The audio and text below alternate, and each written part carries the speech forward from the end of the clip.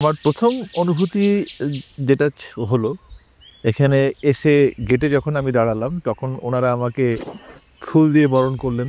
সেই সাথে আপনারা দেখতেই পাচ্ছেন, স্বপ্ন এলো বাড়ি। সেই স্বপ্ন এলো বাড়ি। মানে স্বপ্ন যাবে বাড়ি, সেখানে ওনারা লিখেছেন স্বপ্ন এলো বাড়ি। আমি যেহেতু স্বপ্ন যাবে বাড়ি গানটি গেয়েছিলাম, সো যেহেতু আমি এসেছি, ওইখানে ওনারা স্বপ্ন এলো বাড়ি বলেছেন। তো এই বিষয়টা, এই যে আপ্যায়ন করবার যে একটা ইউনিক পদ্ধতি, এই পদ্ধতিটা আমাকে অনেক মুগ্ধ করেছে।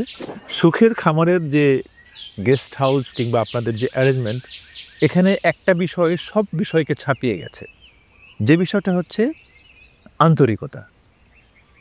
যেন আমি আমার গ্রামের বাড়িতে এসেছি এবং সেখানে আমার মা আমাকে রিসিভ করছেন। এই যে অনুভূতির যে জায়গাটা, এই আন্তরিকতার যে জায়গাটা, এই আন্তরিকতার জায়গায় যখন আমি এটাকে জাজ করব কিংবা এটাকে যখন বিচার করব, তখন এটার যে ড্রব্যাকগুলি আছে, সুখের খামারের গেস্ট হাউস রিলেটেড যে ড্রব্যাকগুলি আছে, সেই সব কিছু ছাপিয়ে যাবে এই আন্তরিকতার কারণে। দেন এগেইন আমার কাছে ভালো লেগেছে যে গেস্ট হাউসের যে এলিমেন্টস, সব হচ্ছে মাটির, প্রধানত মাটির ঘর। সেই ঘরের মধ্যে আধুনিক যে বন্দোবস্ত, একদম শুরুর যেহেতু আমি যেহেতু শুরুটা এক্সপেরিয়েন্স করে গেলাম, সেই এক্সপেরিয়েন্সের জায়গা থেকে আমি বলবো it's good, it's very organic, as well as love.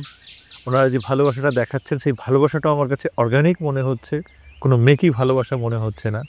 So সব কিছু মিলিয়ে জোবায়ের ভাই, থ্যাংক ইউ ভেরি মাচ, এবং আপনার সুখের খামারের জন্যে আমার খুব বেস্ট উইশেস থাকবে।